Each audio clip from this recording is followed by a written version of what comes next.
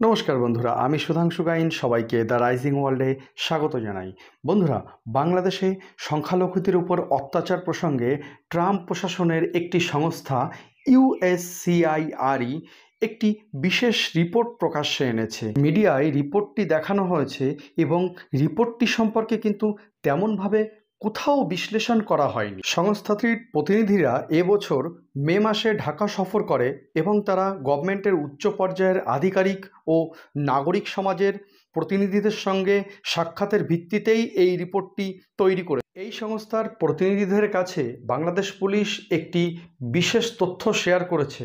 সেখানে বলা হয়েছে 5 থেকে 20 আগস্টের মধ্যে 1769টি আক্রমণের ঘটনা ঘটেছে, যার মধ্যে 1234টি রাজনৈতিক এবং 20টা সাম্প্রদায়িক ও 161টি অভিযোগ সম্পূর্ণ মিথ্যা।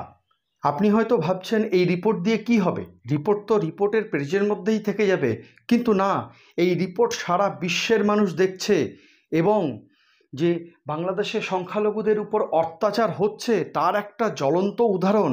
বাংলাদেশের বর্তমান যে সরকার আছে তাদেরকে অবশ্যই বাংলাদেশের সংখ্যালঘুদের নিরাপত্তার ক্ষেত্রে যথাযথ পদক্ষেপ গ্রহণ করতেই হবে। বাংলাদেশে যে হিন্দু সংগঠন রয়েছে এবং যে স্বেচ্ছাসেবী সংগঠনগুলি রয়েছে তাদের তরফ থেকেও এই সংস্থার কাছে অত্যাচারের বিভিন্ন তথ্য তুলে দেওয়া হয়েছে এবং তারাও রিপোর্টে এই তথ্যগুলি শেয়ার করেছেন। দেখুন, এই রিপোর্টের উপর ভিত্তি করে বিভিন্ন সংবাদ সংস্থাগুলি তারা তাদের নিজেদের মতন করে আর্টিকেল প্রকাশ করেছে এবং এই আর্টিকেলগুলি সাধারণ মানুষের কাছে পৌঁছে গেছে এবং সাধারণ মানুষও জানতে পারছে যে আজ বাংলাদেশে সংখ্যালঘুদের অস্তিত্ব বিপন্ন।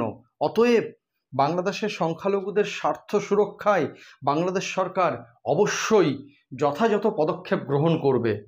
আবার আপডেটেড ভিডিও নিয়ে আসবো এ সম্পর্কে। নমস্কার।